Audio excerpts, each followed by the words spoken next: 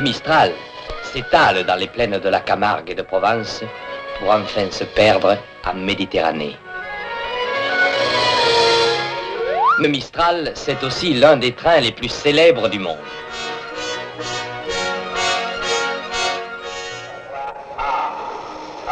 Mistral, rapide 1, départ 13h10, en première classe seulement, accessible aux voyageurs ayant activé le supplément spécial.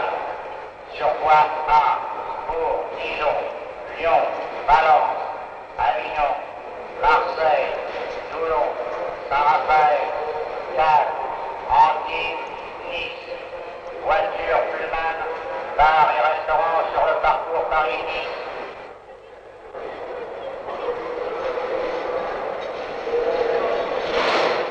Petit à petit, les voyageurs, acteurs et figurants sans cesse renouvelés du film quotidien Le Mistral, arrivent et prennent leur place pour la grande scène panoramique de Paris à Nice.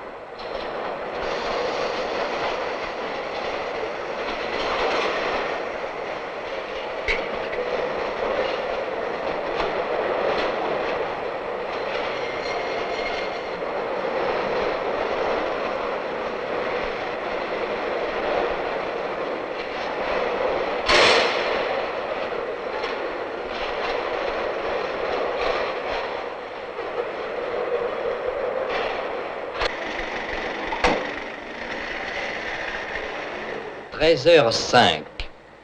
Ce monsieur, très détendu, est un abonné, comme à l'opéra. Et il s'est arrivé juste pour le lever du rideau. Fermez les portes, s'il vous plaît. Attention au départ. Mesdames, mesdemoiselles, messieurs, nous vous souhaitons un bon voyage.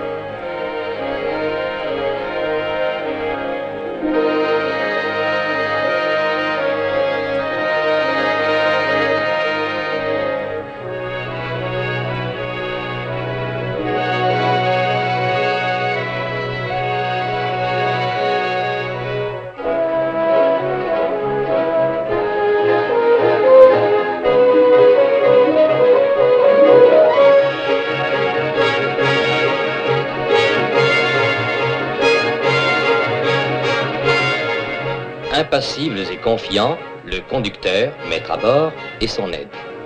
Deux hommes qui regardent les cadrans et les appareils de bord, qui regardent les signaux, qui regardent la voie qui se précipite inlassablement vers eux, qui regardent et qui voient tout.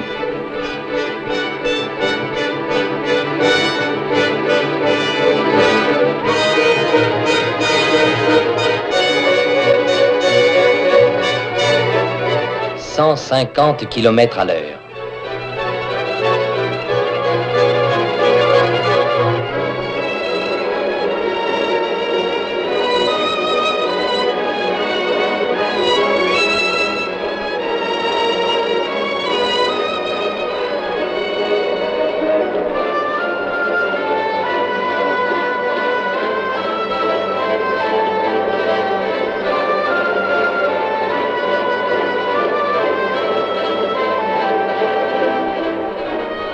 Dans leur compartiment, les voyageurs ont pris possession du Mistral et se laissent emporter sans se douter que des anges tutélaires, installés dans des compartiments presque semblables mais immobiles, veillent sur leur train et le suivent, si l'on peut dire, pas à pas. Ce sont les régulateurs du poste de commandement de Paris-Lyon, qui contrôlent la circulation du Mistral et les marches de tous les trains sur plus de 170 km. Plus loin, nous serons pris en charge par ceux de Dijon, de Lyon, de Valence et enfin de Marseille.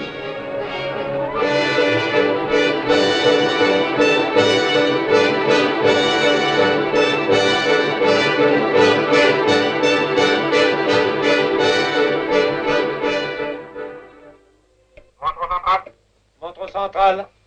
Le train 1, le Mistral à 48 et à l'heure.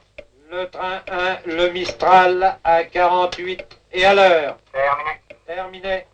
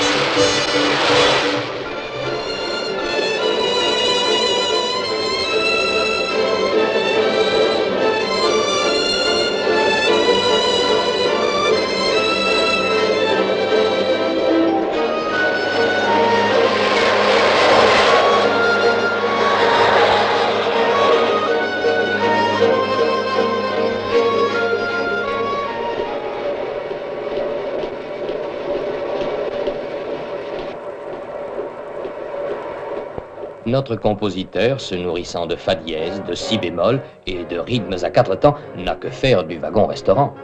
Et pourtant...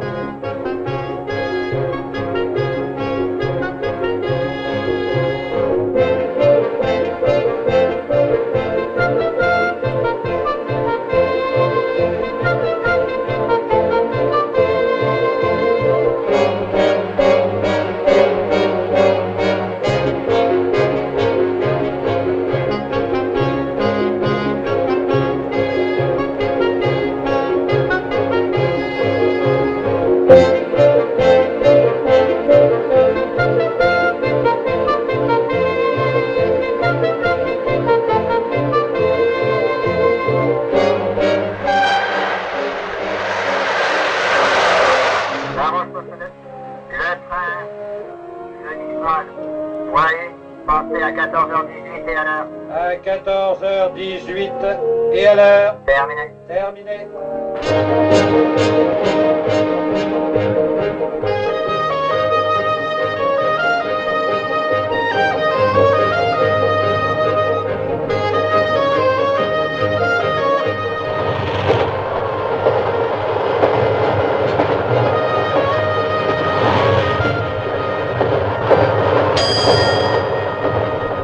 Littéralement avalé, le Mistral pénètre dans les ténèbres du tunnel de Blaisy-Bas.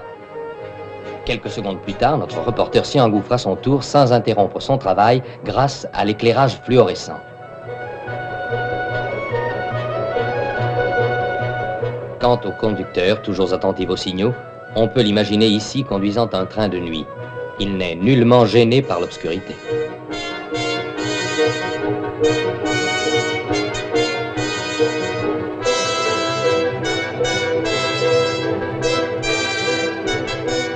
Échappons-nous du tunnel de Blaisy et, devançant le Mistral, pénétrons dans le poste de commandement de Dijon. D'ici, on règle la marche des trains sur les 27 km de ligne à 2 voies seulement qui séparent Blaisy-Bas de Dijon.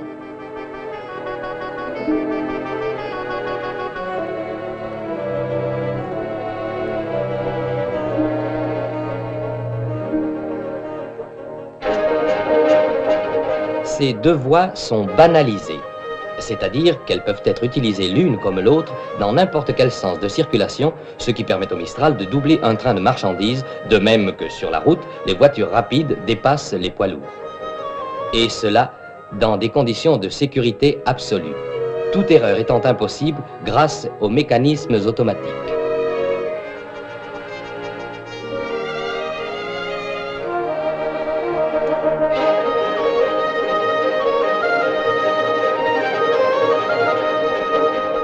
Dijon, capitale de la Bourgogne, terre du bien manger et du fin boire, célèbre par sa moutarde, son cassis, ses pains d'épices et bien d'autres bonnes choses.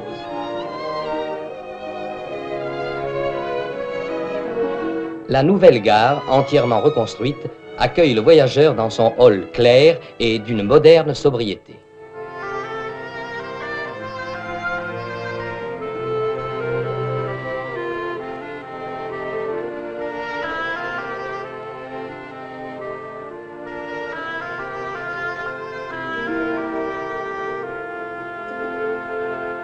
Après 2 minutes d'arrêt seulement, nous repartons.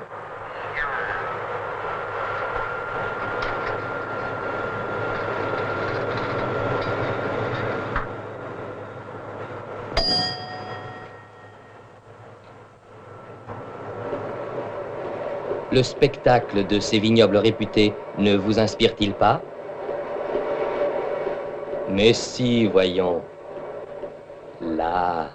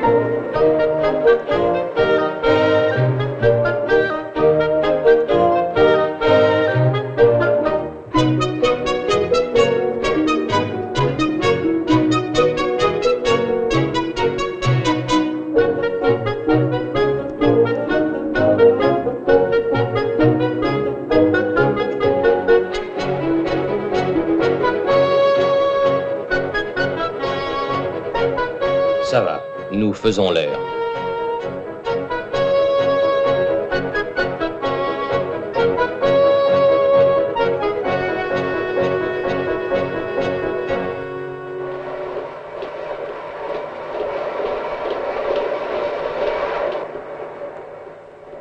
Que se passe-t-il?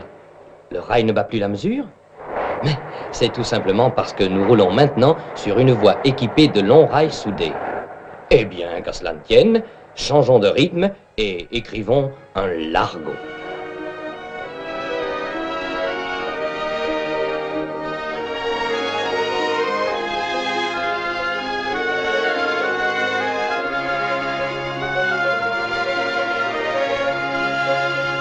Nous allons arriver à Lyon, ancienne capitale des Gaules, 3e ville de France, centre industriel et patrie de Guignols.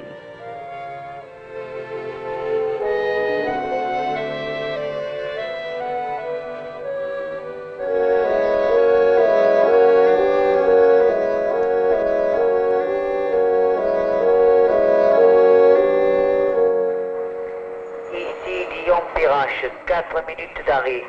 Ici Lyon-Perrache, 4 minutes d'arrêt. Nous attirons l'attention des messieurs les voyageurs sur le court stationnement du train. 4 minutes seulement. Accordons quelques regards à cette cité dont la création remonte à l'an 41 avant Jésus-Christ.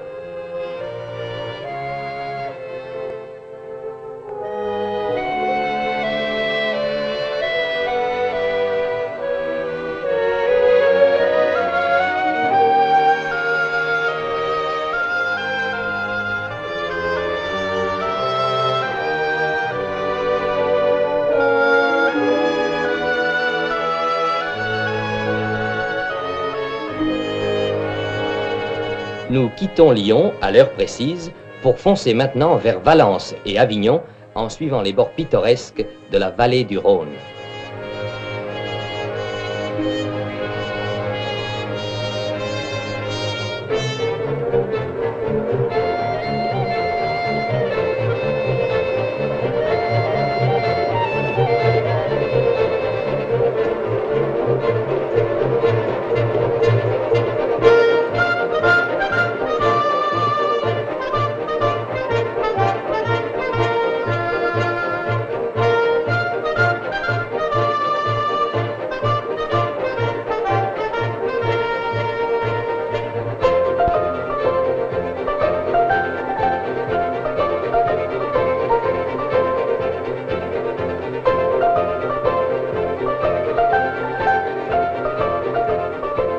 L'assainissement des compartiments et leur climatisation sont obtenus grâce à une véritable centrale roulante installée dans un fourgon spécial qui dispense dans tout le train un air constamment renouvelé et une douce température ambiante, été comme hiver.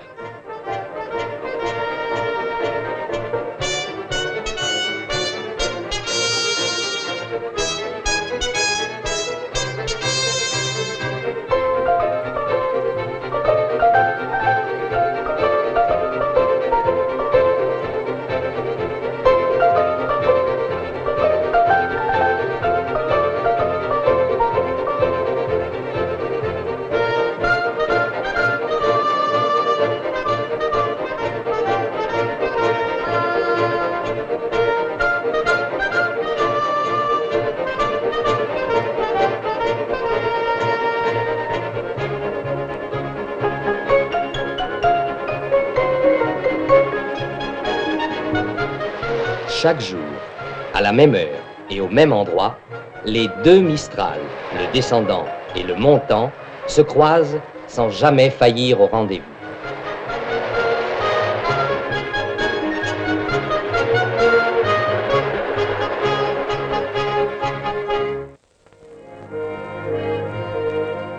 Valence. C'est déjà le midi. Et l'accent méridional, au fur et à mesure de notre avance, va devenir de plus en plus chantant. Quel beau fruit, n'est-ce pas? N'est-il pas amusant de penser que peut-être il a mûri dans ses vergers du Valentinois et qu'hier encore il était là, parmi tant d'autres? Acheté ce matin à Paris, par quel miracle a-t-il pu faire un aller et retour aussi rapide de plus de 1200 km? C'est pourtant bien simple. Grâce au train spécial des primeurs, le Provence Express, que nous allons croiser, il est parti de son lieu d'origine hier dans la soirée, est arrivé à Paris avant 23 heures et mis sur l'étalage du fruitier ce matin. Le Provence Express, c'est le Mistral des fruits et légumes.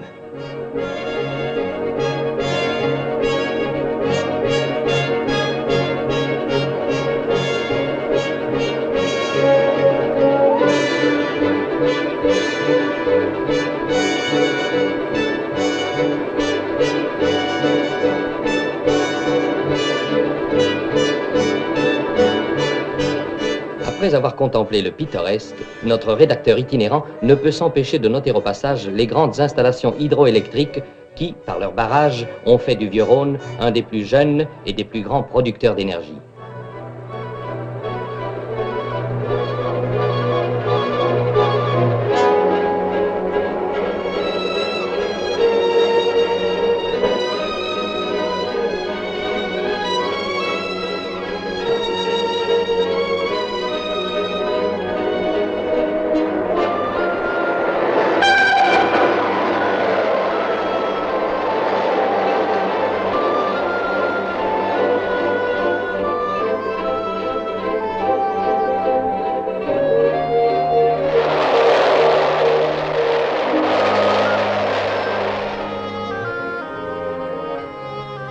Ne passons pas à Orange sans mentionner le théâtre qui fut élevé un peu avant l'ère chrétienne. C'est le plus beau et le mieux conservé de tout le monde antique. Et nous allons arriver maintenant dans l'ancienne cité des papes, célèbre aussi par son pont à rondes enfantines. Avignon, 2 minutes d'arrêt. Buffet touristique. Train sans arrêt jusqu'à Marseille. Correspondance pour Nîmes et au-delà vers Narbonne.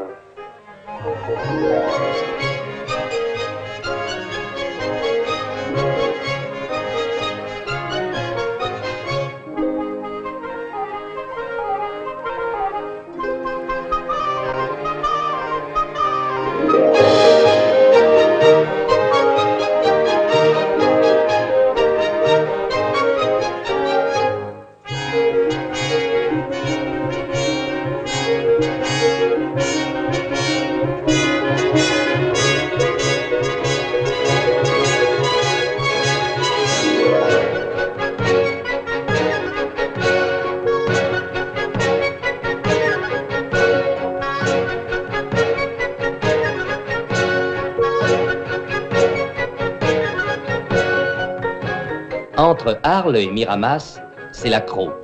Presque 20 km de ligne droite. D'un côté, c'est une plaine caillouteuse. Et de l'autre, un interminable rideau de cyprès qui masque la vue. Alors, certains se laissent aller à une douce somnolence, comme s'ils subissaient déjà les effets du soleil de Provence. Vous avez sans doute un rendez-vous, monsieur, à l'arrivée à Marseille.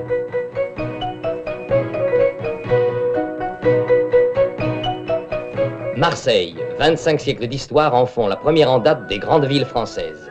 Après avoir parcouru 863 km en 7h10 à 120 km à l'heure de moyenne, le Mistral est accueilli dans la gare Saint-Charles par le poste PRS qui surveillait son approche. 21, le Mistral, à 19 et à l'heure. Terminé. Ce poste électrique et automatique, dit presse-bouton, commande 450 itinéraires et a remplacé en 1954 7 postes anciens. Une simple remarque. En 1860, en 7h10, on allait de Paris à Beaune. En 1963, en 7h10, on va de Paris à Marseille. Gain de parcours, 511 km. Marseille, 10 minutes d'arrêt. Marseille, 10 minutes d'arrêt.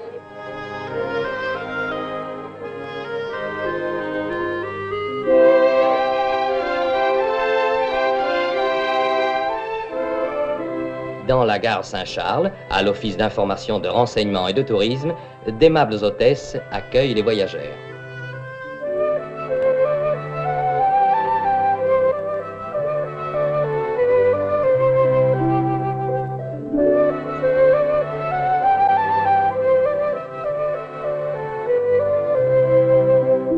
Encore le Mistral. Allons, ne soyons pas sectaires et rendons justice aux autres trains rapides qui sillonnent la France. De jour comme de nuit, par tous les temps, les trains express et rapides parcourent annuellement 106 millions de kilomètres et plus de 97% de ces trains arrivent à l'heure au terminus.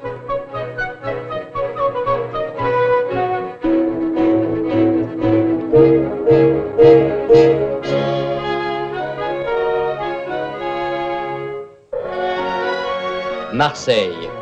C'est au loin Notre-Dame de la Garde, la Bonne Mère. Ce sont les paquebots qui entrent et sortent par la porte de l'Orient. Et c'est surtout le vieux port, hanté par les souvenirs de Marius, Fanny et César. Dernier témoin de la trilogie de Marcel Pagnol, voici le ferryboat, capitaine Félix Escartefigue.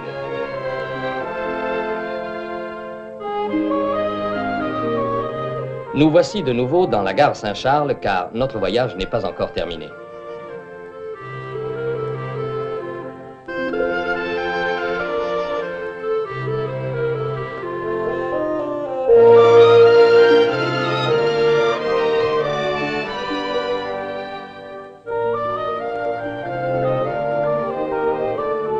Rattrapons vite notre Mistral qui, maintenant, roule dans la nuit vers Nice.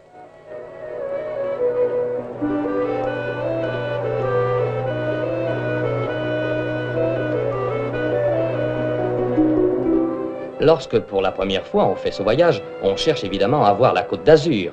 Mais la nuit, on ne distingue que quelques lumières fugitives qui scintillent au passage. Ces jeunes gens seraient un peu déçus si cet excellent homme n'évoquait pour eux les paysages merveilleux qu'ils pourront contempler par la fenêtre du Mistral de leur retour et les panoramas inoubliables qu'ils ne manqueront pas d'admirer pendant leur séjour.